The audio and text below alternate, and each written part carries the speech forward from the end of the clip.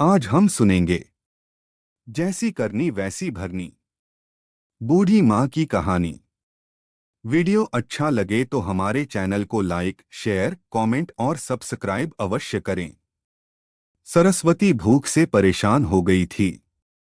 सुबह से मालती ने उसको खाने के लिए कुछ भी नहीं दिया क्योंकि सुबह नाश्ते में उसने आलू के परांठे बनाए थे और अब वह भी खत्म हो गए थे। इसलिए सरस्वती दोपहर के खाने की राह देख रही थी। पर मालती ने सुबह पेट भर के नाश्ता किया था, इसलिए वो दोपहर का खाना नहीं बनाने वाली थी। अत्यंत भूख से परेशान हो रही सरस्वती मालती के पास गई और बोली, बहू मुझे बहुत जोरों से भूख लगी है, खाने के लिए कुछ भी दे दे। सरस्वती का कहना सुनकर मालती मुंह टेढ़ा करके बोली, दिन भर सिर्फ आपको भूख ही लगती है, दूसरा तो कुछ भी काम नहीं रहता आपको। उस टेबल पर चने रखे हैं, वही खाकर पानी पी के सो जाओ। आज दोपहर को मैं मेरी फ्रेंड के साथ बाहर जाने वाली हूँ, इसलिए खाना तो रात को ही बनाऊंगी। यह सुन के सरस्वती का मन उदास हो गया। फिर सरस्वती धीरे से बोली, तू कहे तो मैं खुद के लिए कुछ बना लूं। मालती गुस्से से बोली, एक व्यक्ति के लिए खाना बनाओगी क्या आप? सोचकर मालती किचन में गई और उसने फ्रिज में रखे हुए बासी चावल निकाले। आचार के साथ वह चावल एक थाली में परोसकर सरस्वती के आगे रखकर बोली कि खा लो। ऐसा कहकर पर्स लेकर मालती घर के बाहर चली गई। चावल फ्रिज में रखे थे तभी भी वह खराब हो गए थे, उनसे गंदी बदबू आ रही थी। सरस्वती ने गुस्से से वह चावल डस्टबिन में डाल दिए। इसके बाद उसने दाल चावल निकालकर अपने लिए गरम गरम खिचड़ी पकाई और पुदीने की चटनी के साथ खाई और सब बर्तन घिसकर किचन साफ किया और चुपके से अपने रूम में जाकर सो गई। मालती ने भले ही खाना पकाने से मना किया था, पर यह घर उसका भी था और वह खुद का खाना खुद बना सकती है। दूसरे दिन सुबह सरस्वती अपने रूम में बैठी थी, उतने में उसका बेटा रमेश उधर आया और बोला, माँ आजकल महंगाई बहुत बढ़ गई है, मुझे घर खर्च चलाना भी बहुत कठिन हो रहा है, ऊपर से पापा की तेरवी पर भी बहुत खर्च हुआ। माँ मैं सोच रहा था कि एक रूम किराए पर दिया जाए, घर का किराया आने पर घर खर्च में थोड़ी मदद होगी। सरस्वती बोली, बेटा तुझे जो ठीक लगेगा तू वही कर। उसके बाद रमेश गला साफ करते हुए बोला, माँ तेरा रूम खाली कर दे और नीचे के छोटे रूम में शिफ्ट हो जा। उस छोटे रूम में टॉयलेट और बाथरूम नहीं है तो उसे कोई किराए पर नहीं लेगा। सरस्वती चौंक गई और बोली, पर वह रूम छोटा है और वो तो स्टोर रूम है, मैं उधर रहूंगी तो टॉयलेट बाथरूम कैसे जाऊंगी?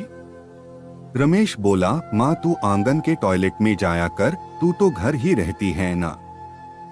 जिसको हम रूम किराए पर देने वाले हैं उसको तो सारी सुख सुविधा तो चाहिए ना।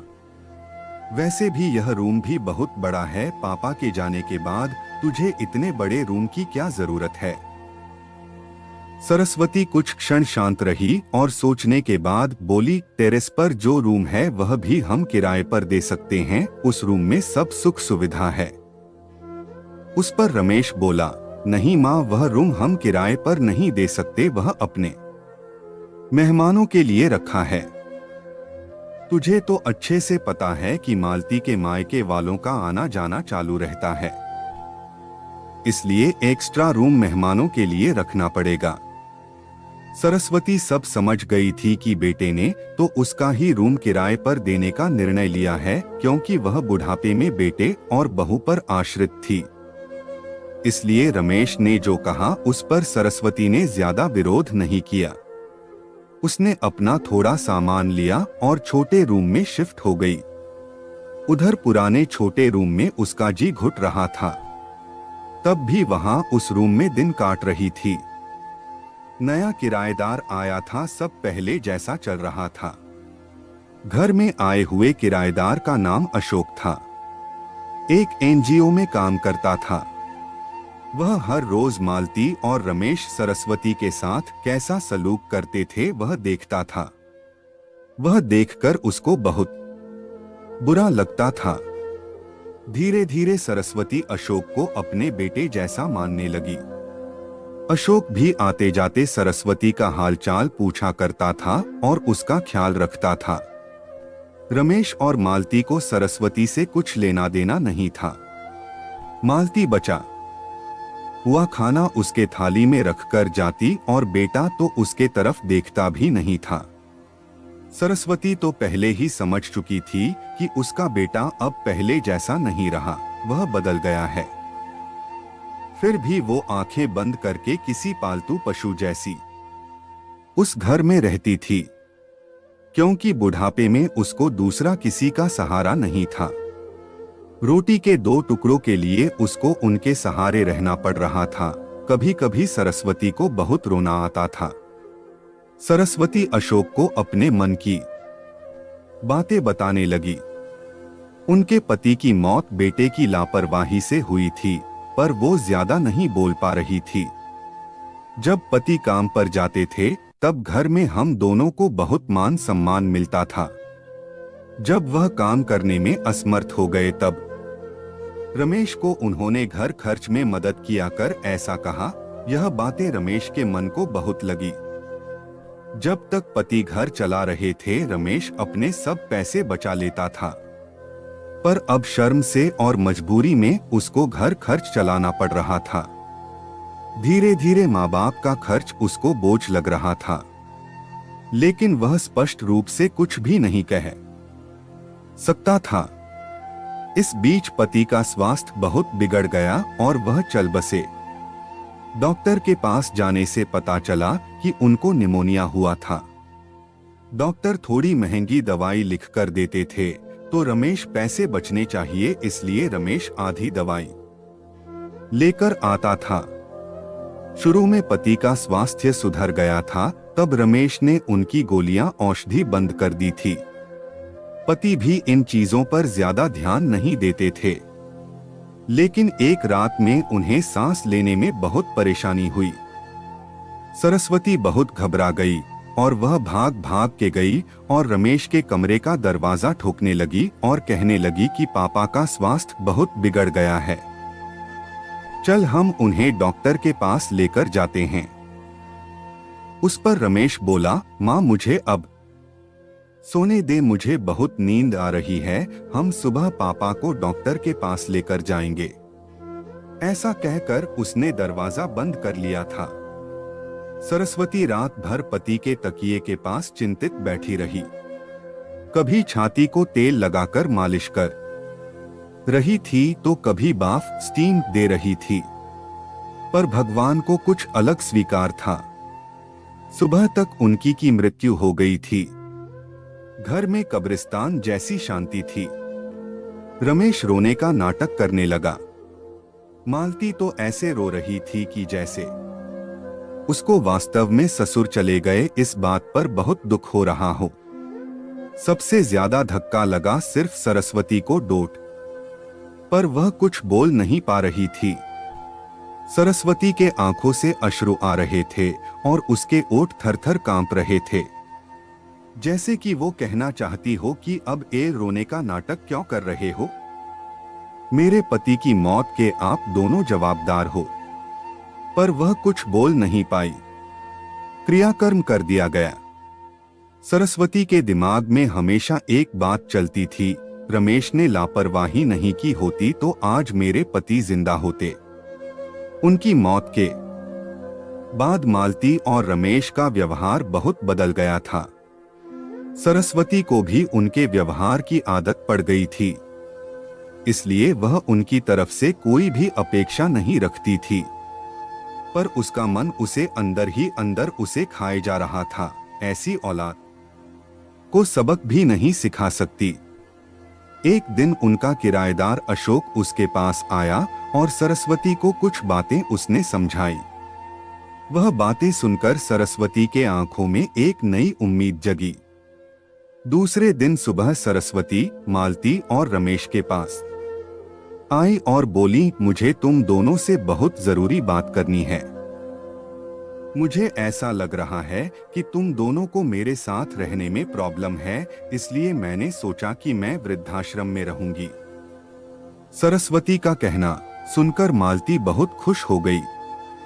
रमेश ने थोड़ा दुखी होने का नाटक किया, फिर थोड़ी देर में सरस्वती ने उन दोनों के चेहरे के हाव भाव देखे और बोली, रमेश तुझे दुखी होने की जरूरत नहीं है और मालती तुझे इतना खुश होने की जरूरत नहीं है। पहले मेरी सब बातें सुन लो। और सरस्वती हंसकर बोली, यह बातें सच्ची है कि वृद्धाश्रम में रहूंगी, पर मैं इस घर से कहीं नहीं जाऊंगी। मैं इस घर को ही वृद्धाश्रम बनाऊंगी। अब यहाँ तुम्हारे जैसे स्वार्थी बेटे और बहू यहाँ नहीं रहेंगे। मेरे जैसे बूढ़े लोग यहाँ रहेंगे। ये मेरा आखिरी निर्णय है। यह सुनकर रमेश और मालती दोनों ही चौंक गए। रमेश और मालती एक दूसरे की तरफ देखने लगे। उन दोनों ने सोचा था कि सरस्वती घर छोड़कर चली जाएगी तो वह दोनों खुशी से रहेंगे। उनको लगा था कि अब उनको सरस्वती की जवाबदारी लेनी नहीं पड़ेगी, उसका ख्याल नहीं रखना पड़ेगा। पर इधर तो सब उल्टा हो गया था। सरस्वती का कहना सुनकर रमेश गुस्से से बोला, माँ तेरा दिमाग तो ठीक है ना? इस घर पर मेरा अधिकार है, फिर तू इस घर को कैसे वृद्धाश्रम बना सकती है? तू भूल रहा है बेटा, अभी तक ये घर मेरे ही नाम पर है। सरस्वती गुस्से से बोली, तुम दोनों ने मुझे बहुत परेशान किया है। छोटी छोटी बातों पर मेरा अपमान किया है। बीमारी के वक्त भी मुझ पर ध्यान नहीं दिया। खाने पीने के लिए भी मुझे बहुत तरसाया। तेरे पिताजी भी मुझे छोड़कर चले गए। अगर मैंने कठोर निर्णय नहीं लिया तो मेरा भी वही हाल होगा जो तुम्हारे पापा का हुआ था।